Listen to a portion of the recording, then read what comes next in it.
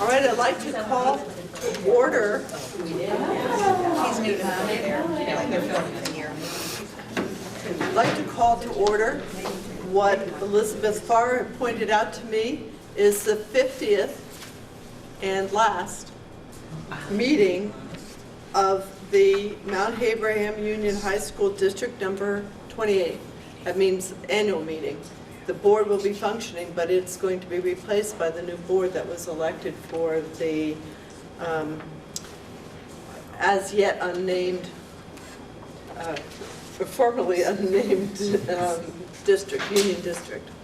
So, I'm your moderator, Pam Marsh from New Haven, and it's my custom to ask people who are on the board to please introduce themselves and the towns that they are from. So why don't we begin on this end?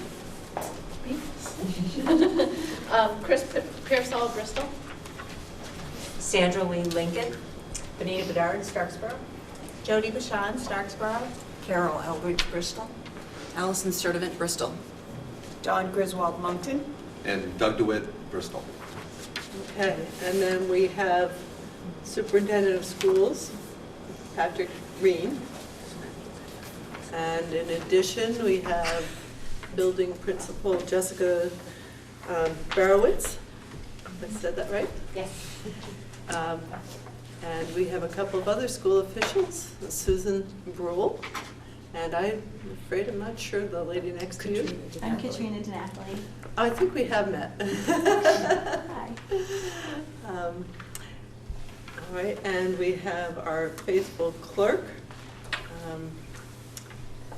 Karen Wheeler, over on the side there, in addition to the members of the public who have come to attend the meeting. Given that it's a very small group, we'll only very loosely follow Robert's Rules of Order, but for the sake of our clerk, I would ask that people please state their name and their town the first time they are recognized to speak.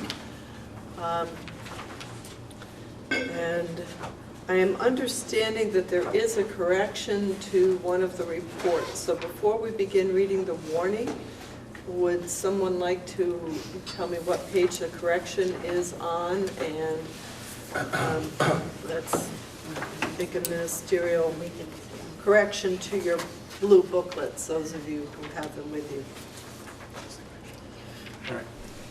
So the correction is on page 13 of the booklet.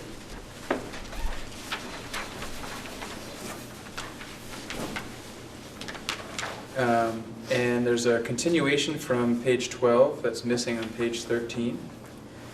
So you can see several lines on the bottom of page 12, and then it's sort of without the subtotal as the other categories have.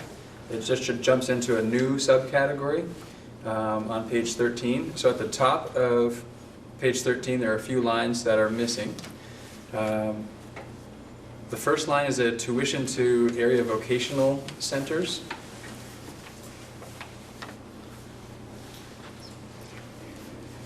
And following the same format for FY16 budget and actual, then FY17 budget and FY18 proposed, so it's the same format that you see on page 13.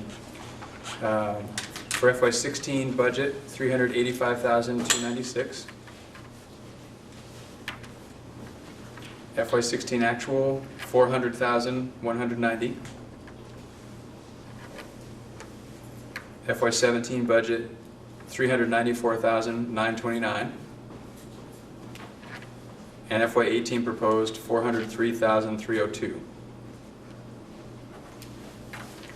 A second line there is travel for employee. FY16 budget, $18,593. FY16 actual, $7,254. FY17 budget, $13,337. And FY18 proposed, $10,550. And just a couple more. Food service is the third line. And the FY16 budget, $91,066. FY16 actual, $91,066. FY17 budget, $88,169. And the proposed FY18, $79,783. And the last one is services purchased from Vermont School.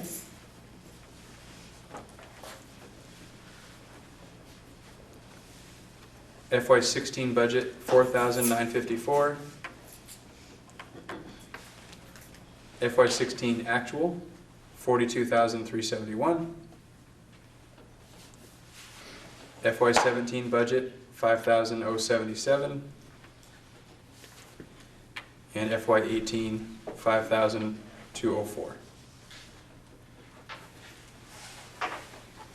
And so this category, which again begins on page 12, that finishes with those 4 lines we just went over, is titled Subtotal Other Services. So it's the Other Services category. And I can give you the totals for those 4 years.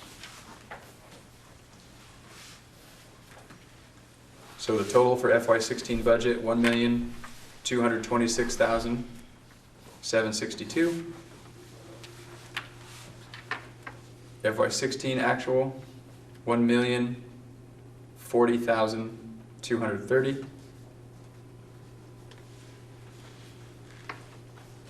FY17 budget, $1,080,120.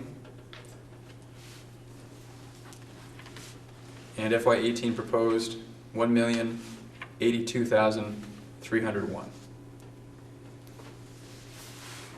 And just for clarity, at the bottom of page 13, total expenses, those total expenses do reflect the subtotals for other services already.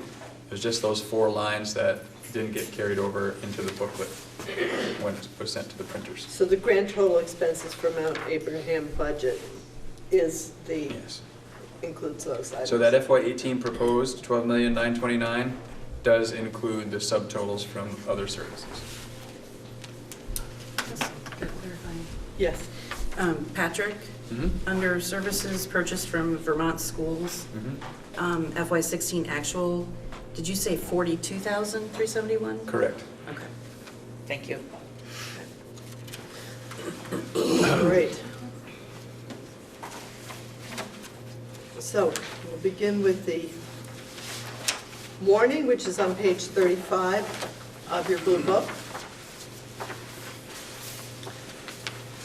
The voters of Union High School District Number 28 are hereby warned and notified to meet at Mount Abraham Union High School in Bristol, Vermont on Tuesday, February 28, 2017 at 7 p.m. to discuss and transact the following business. Article 5 requires a vote by Australian ballot to take place on Tuesday, March 7, 2017 at the annual polling places of the respective towns at hours conforming to those of each town. Article 1 is to receive and act upon the reports of the Union High School District officers. Those are the reports that are contained in your blue book. Is there a motion on Article 1? I'll make the motion. Bonita Bedard moves, and does someone second? I'll second. Chris Pearsall seconds. That we adopt these reports? All right, is there any discussion with regard to the reports?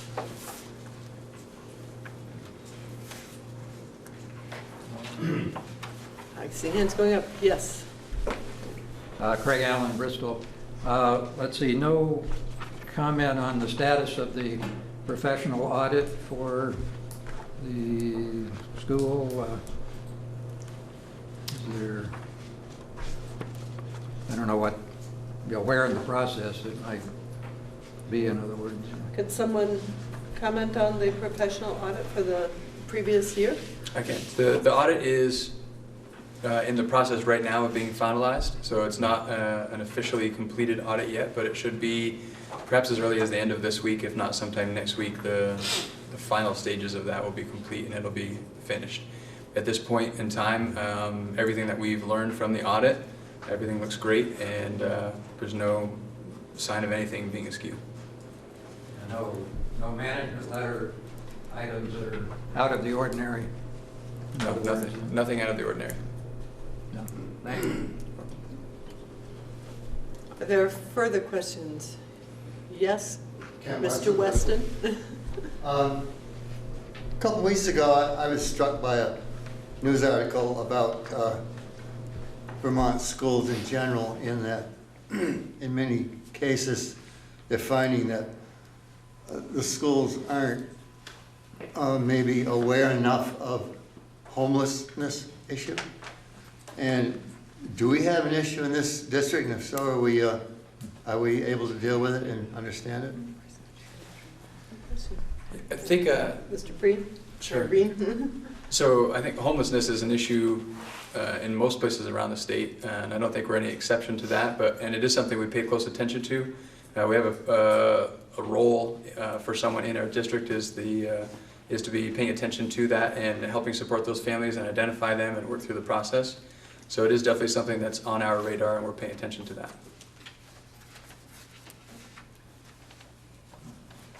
Are there further questions with respect to the reports in the Blue Book?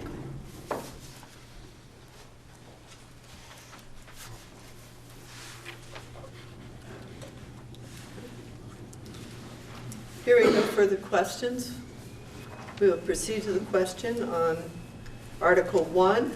A motion was made to accept the reports of the Union High School District officers. All in favor, please say aye. Aye. All opposed, say nay. The ayes have it, and Article 1 is carried. Article 2 is to establish the salaries for elected officers of the Union High School District number 28. I would point out with respect to some of us become redundant because we don't exist in office after this meeting. That would include myself as the moderator of the Union High School District, and perhaps Ms. Wheeler as clerk of the Union High School District. But the board establishing salaries for the board and the treasurer, I think, is necessary. Does anybody disagree with respect to Ms. Wheeler's role? Yes, Mr. I think a clerk would still be needed going forward. A clerk is still needed going forward? Okay. And I think there's still, at least for myself, I think there's some question around an annual meeting for next year. Curious about, because the school board will still exist through all of next school year. So what the annual meeting would look like, I think there's a lot of questions about, but there may still be a need for an annual meeting, so that's something I have to get some clarity on. So my recommendation would be that we continue to elect a moderator, clerk, treasurer, all the same positions, and maintain the salaries that we have offered for those positions moving forward. So the motion was made by Mr. Reen to elect the same officers in case we do have an annual meeting next year, and to keep the salaries the same. Is there a second to that motion? I'll second. Okay, seconded by Benita Bedard. Is there further discussion of that? I can just clarify what those salaries are. So board members are currently $1,000 with $1,500 for the chair, moderators $50, clerk $100, and treasurer $2,100. And auditor, I don't have. $10. $10 an hour? I believe. Yes, $10 an hour. So does everyone understand what the question is on Article number 2? The motion was made and seconded to establish the salaries of the moderator, clerk, school board members, and treasurer and auditors at the same level as they are now, that being $50 for the moderator, $100 for clerk, $1,000 for the school board members, $1,500 for the school board chair, $2,100 for the treasurer, and $10 an hour for the auditors. All those in favor, please say aye. Aye. All those opposed, say nay. I forgot before we began, is there any objection, should it be appropriate, to allowing Ms. Jessica Barkowitz? Barowitz, to speak at our meeting, even though she is not a member of our school district? Hearing no objection, you will be allowed to speak as needed. So, okay, now we have to elect officers for following nominations from the floor. For moderator, clerk, treasurer, auditor for a term of 3 years. Seems excessive, but I guess as long as it exists, with the realization that some of these positions may not in fact be needed next year. Why don't we take nominations? Nancy. Nancy Cornell from Starksboro. I nominate Pam Marsh for moderator. Okay. You can nominate for any position, so go ahead. Yes, Benita. I'd like to nominate the whole slate as a, The existing the slate. existing slate. Be reelected? Yes.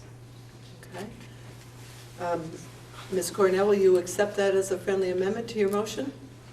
Sure.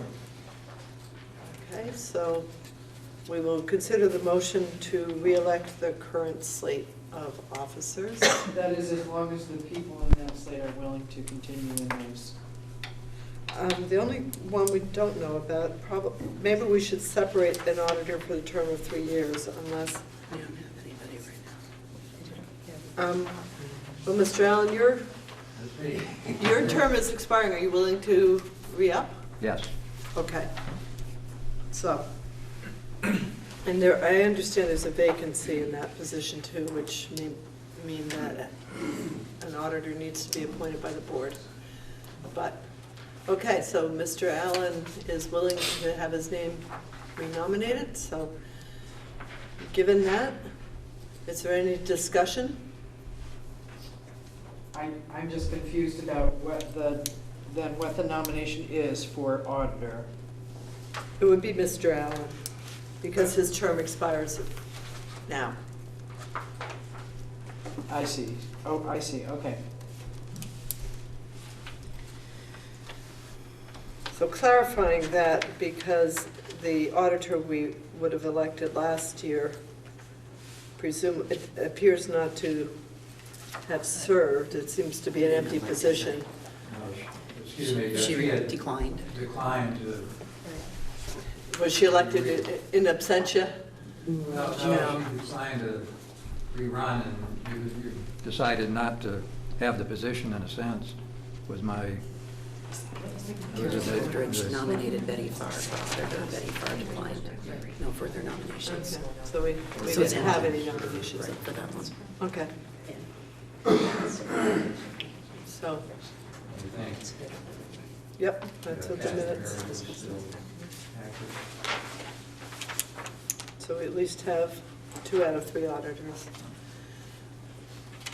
So just to clarify the motions, we would be re-electing, the motion was to re-elect the current officials, and I want to clarify that Mr. Allen's term would have been expiring, so we would be electing him rather than trying to elect Ms. Farr, who declined last year, as auditors. So it would be myself as moderator, Karen Wheeler as clerk. Are you the treasurer too? Yes. Karen Wheeler as treasurer, and Craig Allen as the auditor for a term of 3 years. All those in favor, please say aye. Aye. All those opposed, say nay. The ayes have it, and the slate is elected. Now, Article 4 is also a bit of an anomaly, because last year we elected a community representative to serve on the Hannaford board for a term of 3 years. However, my understanding is that he has not actually served at all. That was Mr. Frossalone. He did one meeting. He attended one meeting. The chair would propose to elect a new community representative if there is someone who is here and interested in serving. And if Mr. Frossalone objects to that, then he could contact Ms. Griswold, who has reached out to him to try to ascertain his interest, and he has not responded. So, does anyone wish to overrule the ruling of the chair regarding this article? Then we will proceed to elect community representatives to serve on the Patricia A. Hannaford Regional Technical School Board of Directors for a term of 3 years. If we receive no nominations, then this board, Mount Abraham School Board, will appoint a community representative. Are there any nominations for the position of community representative for the Patricia Hannaford Board?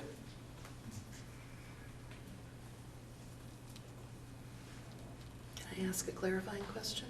Yes, you may. May a current board member be a community representative or no? I understand the board has a representative, but I don't see why you are not also members of the community. The communities in which anybody who's a member of the community of the 5 towns, I think, could run as a community representative as opposed to not a board representative. Does that help? Yes. Could we be reminded about the commitment for the position? How many meetings a month or? I'm the current rep on the Mount A board. You're So the group. I can answer that. Okay, great. It's 1 meeting a month, the second Wednesday. And currently we are in our superintendent search. So we have a screening committee. So I don't anticipate that the board would meet more than their regular meetings because the screening committee is taking care of reviewing the applications and bringing forth candidates. Yes, Nancy Cornell. Well, if we don't get a nomination from community members who are not board members here tonight, I think it would be preferable to try to find a non-board community member just to get more people involved in school matters if we can. I know it might not be possible, but I think it would be preferable to nominating a board member to start. Is there anyone who wants to make a nomination or a self-nomination? Don't be shy if you do. If you don't, we'll just not elect anybody, and the board will try to search and find somebody who's not here tonight that might be willing and able to serve.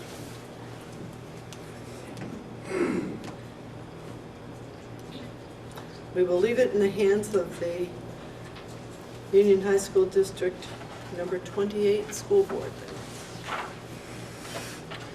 For discussion only, this is Article 5, the vote to be taken by Australian ballot on Tuesday, March 7, 2017, at the annual polling place and times of each respective town.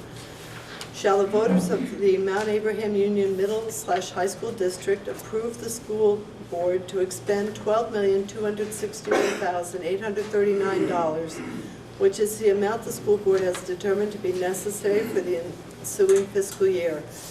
It is estimated that this proposed budget, if approved, will result in education spending of $16,932 per equalized pupil. Someone want to, we don't need a motion because we can't vote on this tonight, so does someone want to open any discussion on this issue?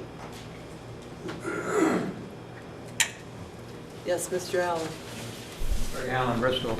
I wonder, any estimates at this point on how the fiscal year 17 actual is stacking up against the budget? We do have some projections on that, and things are looking like we'll be in pretty good shape ending this school year. We should have a fund balance. A little uncertain exactly what the fund balance will be at this point, but there's really no concern at all at this point about deficit spending. It's just a matter of how much of a fund balance might we end with.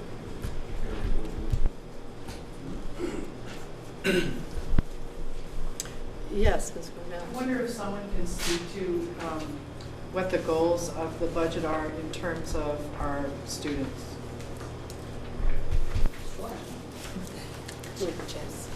Okay. Ms. Barrett.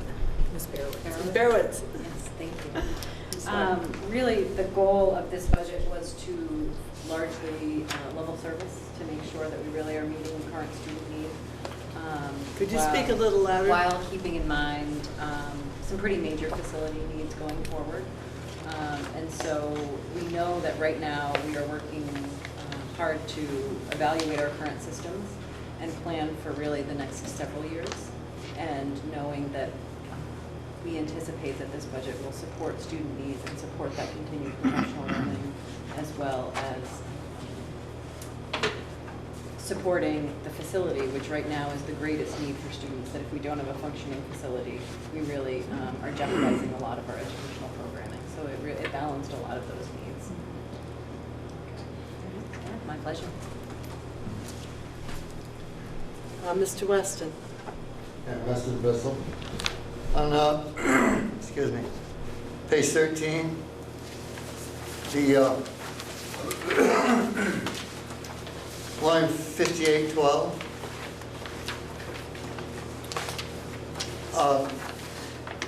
I realize that the name has changed. It's not any longer the Headmasters, it's the Vermont Principals Association, but I was wondering why there was no money budgeted for that donation this year. That has actually been moved to dues and fees in a different function. It's just been moved to a different line in the budget. It's So down. we're still donating money to them? It is for membership for administrators, which comes with a lot of support and professional development opportunities. So is that in line 5811 now? It is Line now. 5811 is, so there are several sections in the detailed budget that are 5811s that speak to dues and fees, because there are dues and fees paid on teachers' behalf for national organizations and things, and included in that would be the Vermont Headmasters as well. And that also allows us to be sort of part of the VPA athletics. So it's the principals' contribution to that and for their support, but it's also bigger than that in terms of supporting school and athletics and whatnot for the VPA. So it's one part of line 5811. Correct. Mr. Weston.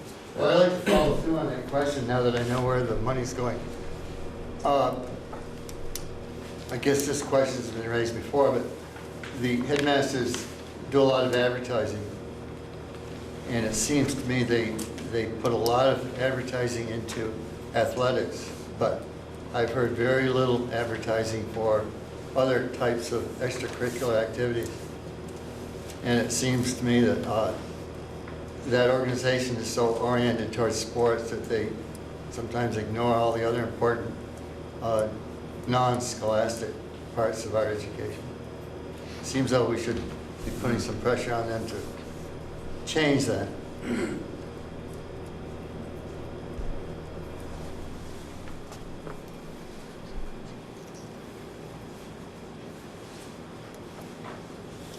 Do you want to speak to that at all?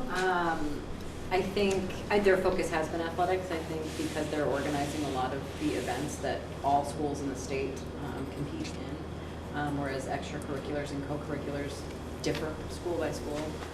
I think we've done a really good job of making sure we invest our resources in a full offerings of co-curricular activities such as theater, music, clubs. So I think we're trying to do internally what perhaps VPA could also support in the future. Yes, Mr. Allen? If I could comment, I mean, I don't hear any of that. I listen to WDEV, you know, broadcasting the high school basketball now and sports. And the ad that Ken is talking about how sports, you know, brings forth leadership, et cetera, is on all the time. So I don't, someone should ask how much that is costing, unless it's, you know, Ken Squire is giving some cut rate there. But that ad is on all the time, and I may have heard one that referenced the band and whatever. This is not some, you know, little small issue potentially.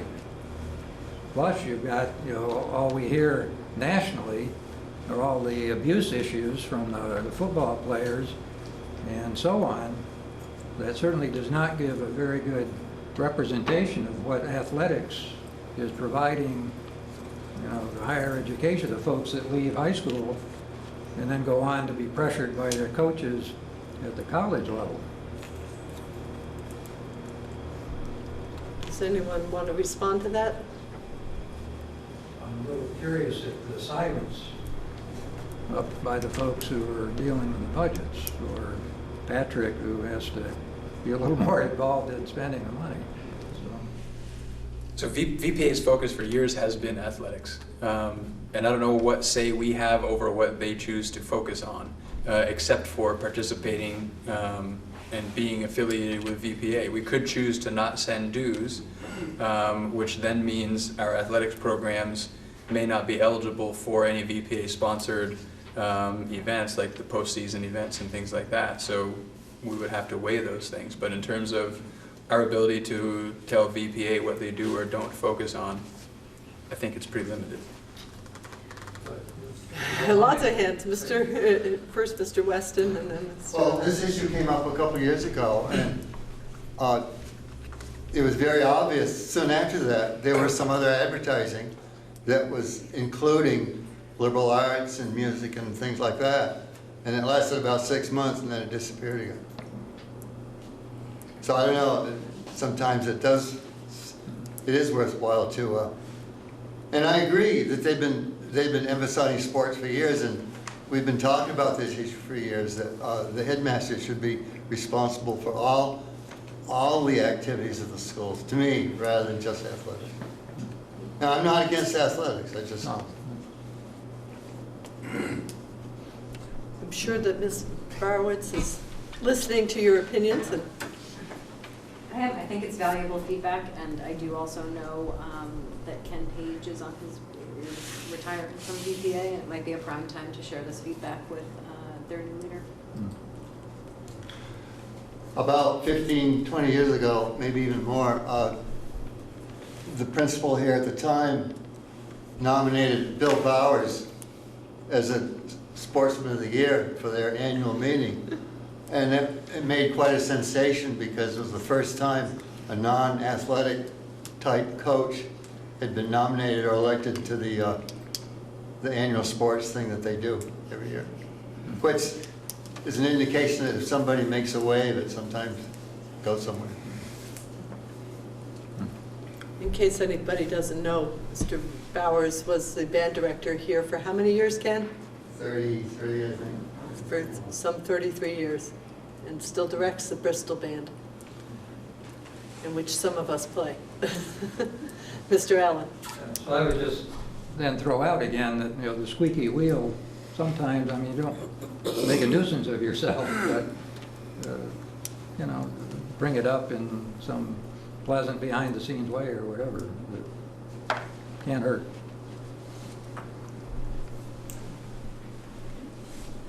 Are there further comments? Mr. Allen. If no one else does. I am curious about the legal expenses lines, which for the... What page are you on? Which would be, what is it, page 12, up at the top right, or left, I'm sorry, 5361 at 15,000 for the new year, and page 30 for the supervisory union. Let's see, at the bottom left, 5361 for another 15,000 for the budget, the proposed fiscal year 18, given the legal difficulties that the supervisory union is in at this point, is that really adequate? And I'm not, the supervisory union, is sort of split up and allocated down to the separate schools. But I would personally be, it's probably too late, but I would certainly be expecting far more impact on your budgets than that at this point. We're not expecting far more than that. We feel confident with those figures that we budgeted. I believe the supervisory union budget is already fixed and is just sent out to the towns at this point. The Mount A budget, if you don't like the number, I guess you can vote the budget down. Well, just to be aware that mentally, and I hope Patrick, you're right, but to sort of mentally keep something aware. Is there further discussion of the budget that will be presented to the voters next Tuesday? Yes, I don't know your name. I'm Liz Sayre, and Liz Sayre? Yeah. S-A-Y-R-E? Yes. Yeah, thank you. And I was wondering about if you could just explain why the interest has doubled and what that's related to. Is it related to the, I don't know. Could you say what page and line you're on? Page 13, 58, 35. Not that that is something changed, but why that? Sure. That's, so there's a direct correspondence. So this is on the expense side. So it used to be the practice was only so we earn some interest for money that's in the bank, and we pay some interest on things that we have to borrow. And so it used to be the practice was to only show the difference. And so now the practice is to show the total expense and to show the total revenue. So what you'll notice is on page 15 at the top, those numbers, so the second line down, investment income, those numbers correspond to the line you're referencing on page 13, and they do so over the past few years. So it's sort of an in and out kind of situation. Thank you. You're welcome.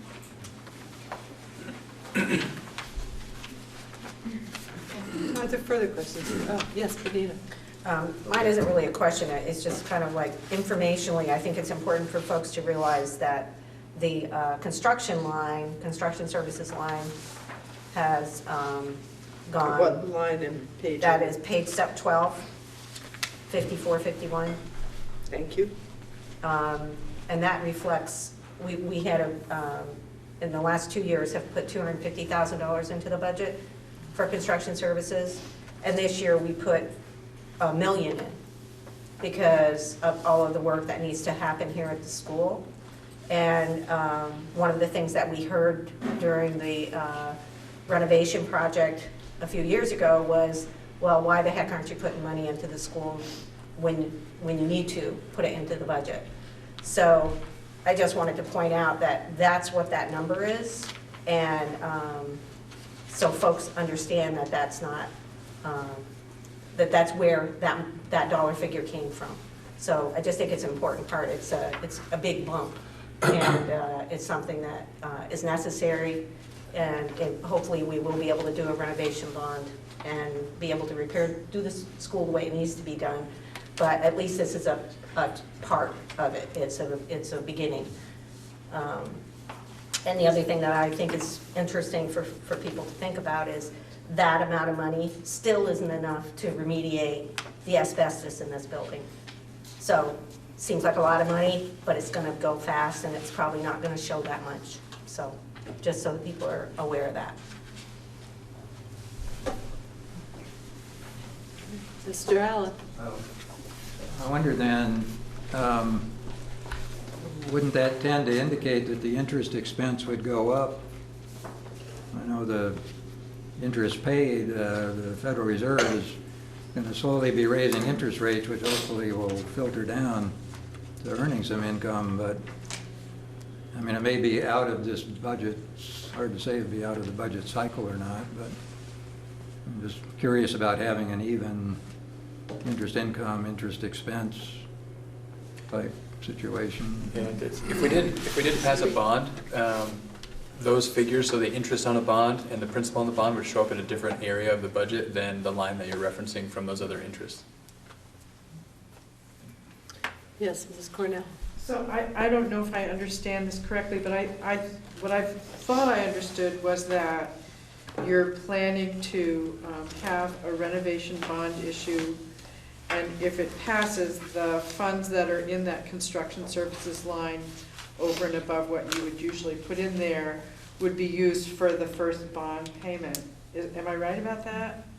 So I'm just curious about, I know it's hard to predict this part of the future, or really any part of the future when you come to think of it, but I'm wondering what you're imagining might be the timeline, that is, when the voters might be voting on a renovation bond issue. I think the earliest timeline would probably be November of next year. Whether or not that's feasible, I think has yet to be determined, depending on the scope of the work before the committee that is now formed. But the committee will be meeting March 22nd, I think is the first meeting. And their charge is by August 1st to have a proposal to me as superintendent, so that in August I can make a proposal to the board. And part of that conversation, part of the proposal will be when it makes sense to be voting on a bond. I can't imagine it would be earlier than November. So you're going to try to hold those funds until you know whether you're going to be spending them on a bond payment or on sort of... The first bond payment would probably be in the next fiscal year. I'm sorry? So the first bond payment, if it happens in November that we are able to go out for a vote, and that vote is in the affirmative, I suspect our first bond payment wouldn't be until FY19. So you wouldn't be able to use these funds? So these funds, right, so if, the thinking is we would be looking at some projects that would need to happen regardless of what happens with a bond. So asbestos abatement is one of those things that if we can spend this money to get rid of some of the asbestos, that's work that would have to happen by regulation if we did a major construction project here. So that's money that we can kind of get out, we can spend wisely should a bond happen, and it's something that's good to be doing anyway. So we're looking at projects that, regardless of whether the bond passes or not, it'll be money well spent. If the bond doesn't pass, we can start looking at some projects and chipping away at some things that we would have done with bond money. If a bond does pass, then this money would be applied in future budgets, not just a single budget, but in future budgets to the bond principal and interest. Oh, I see. That's different from what I understood. Okay.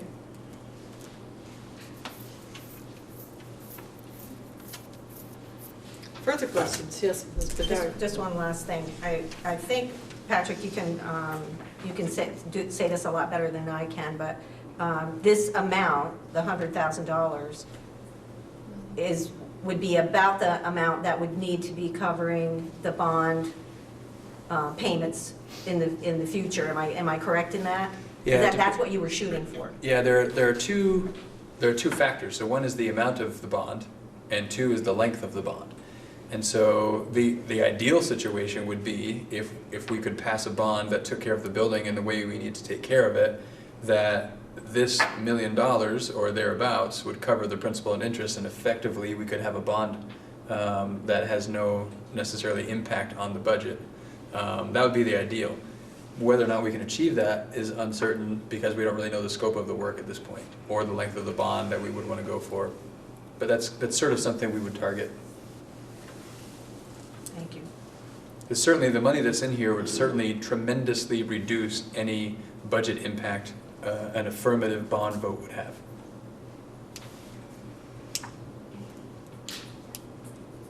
So it wouldn't be as though this $1 million stays And on top of that, we have a bond principal and interest payment to make.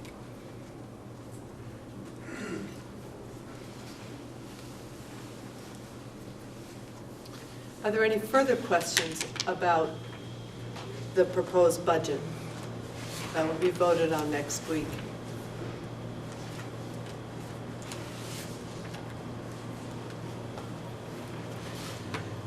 All right. Well, hearing none, we will move on to Article 6,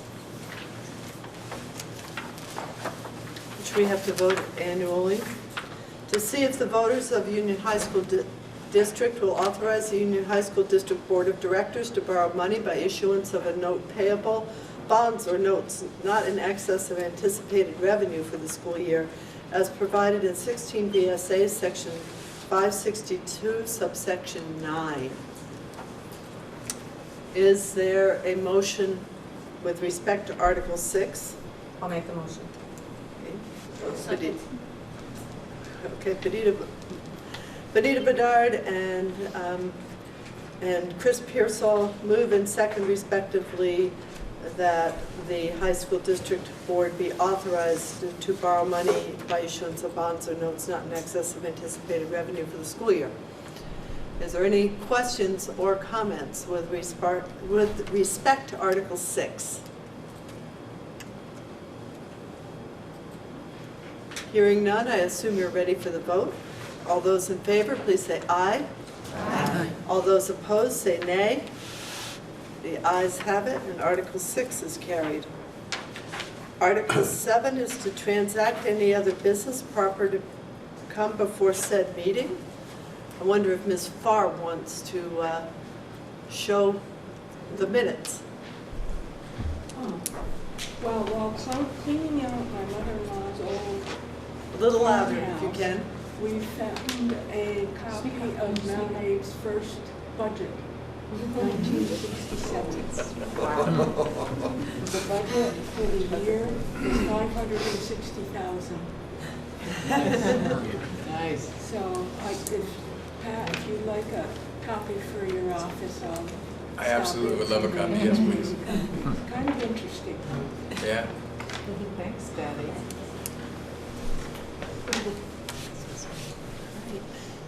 Anybody else want to raise anything under Article 7? Yes, Dawn. So we have a few board members who are leaving us at this point, and I wanted to take a minute to recognize them. Our longest serving board member would be Benita Bedard, who is leaving the board this year after serving 15 plus years. Yeah. You're leaving me as the ranking Old timer. old timer. But Benita has been done a great service to this community, and I really appreciate having her perspective on the board. Another member who's leaving us is Doug Dewitt. Doug has served on and off the board. Right, for about 3 or 4 years, 5 years, maybe Yep. something like that, yeah. Yeah, so, and your voice has... Is going. And one other member, Amanda Balduke from New Haven, who's not here tonight, will be leaving as well. Just the time commitment has been too much. But I really want to thank these members for serving, and it's been great to have you on the board. So thank you.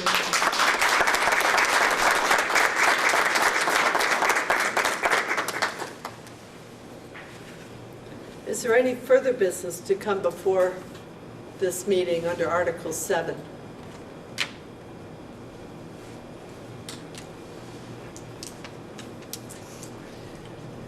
Hearing none, is there someone who would like to make a motion under Article 8?